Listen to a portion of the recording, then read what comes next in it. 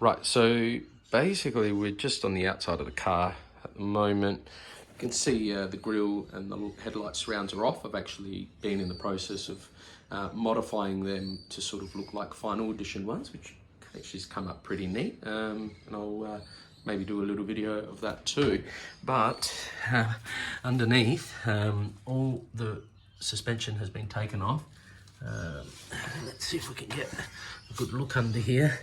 That's the engine.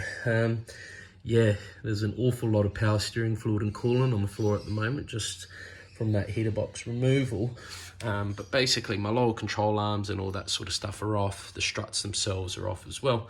And I'll be sending all the sort of metal work off to get powder coated and sandblasted and made really nice.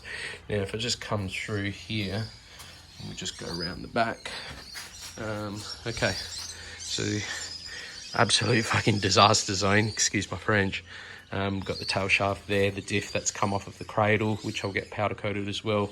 And we've just got our little drive shafts with the stub axles and whatnot. But underneath, that's what it looks like underneath an Integrale with no suspension. And if I zoom in, I reckon down the guts, we'll be able to see transfer case flange just over there. So that thing's actually leaking like a sieve, really. Basically, as the car drives, it just sprays everything under the floor plan. So yeah, that's going to get fixed up. I'll have to change the seal there. But basically, yeah, the cradle itself. So I've taken that off, taken it apart. Need to sort of just get these bushes out here, you know, and a couple of little things. There's little plastic clips and the brake line. So I'm going to take all of that out and then be able to send that off to get powder coated. That's your differential there. It's actually quite a big unit. I mean, I haven't got big hands by any stretch of the imagination, but yeah, quite a big diff, which is surprising. Usually Italian cars have smaller diffs, if anything.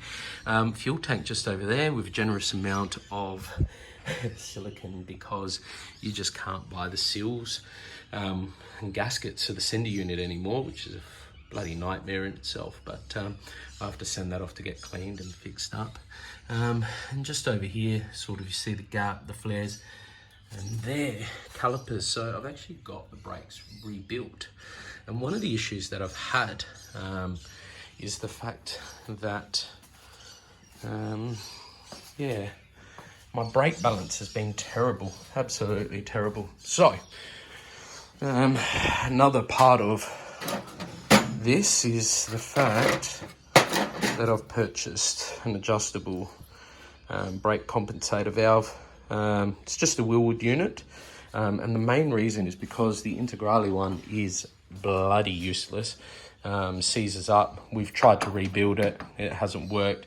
To buy a replacement one costs you a good $600, which is just robbery, complete robbery. So I'm not going to go down that route. So what we're actually doing, and you can sort of see the master cylinder just down there, is we're going to actually put the brake compensator valve and attach it here, and basically run lines through there and eliminate all that complex rear end that you get on the back of the Integrale, which is linked up to the lower little arms that move. And, you know, it's a great idea. You know, the whole concept is that when you're under brakes and all your weight shifts to the front axle and your rear wheels basically unload to change the brake balance so that you don't lock the rear. Great in principle, but yeah, in practice, the thing doesn't work half the time. You know, the little bushes, to get them from overseas are like £60, which is just drug money. So all those little things add up to me basically deciding to go with a custom solution, and we'll just get new brake lines made up, which is particularly easy. That's one thing that we can get done pretty easily here in Australia. Everything else seems to be an absolute chore. But yeah, that's a bit of an overview. Let's see her from another angle. Well, not the best angle, but you could sort of at least see the pumped out guards. She's bodywork wise, she's fabulous actually. Probably one of the reasons why I found myself in this situation,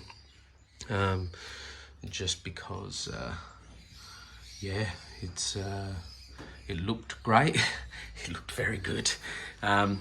It passed the compression test at the time, and yeah, the thing is an absolute basket case. So anyway, we're working through it and we'll get through it and it'll be better than ever. But anyway, that's a little bit of an overview at the moment. So hopefully the next time I make a bit of a video, it will be a market improvement. Thanks for now. Be in touch. Bye.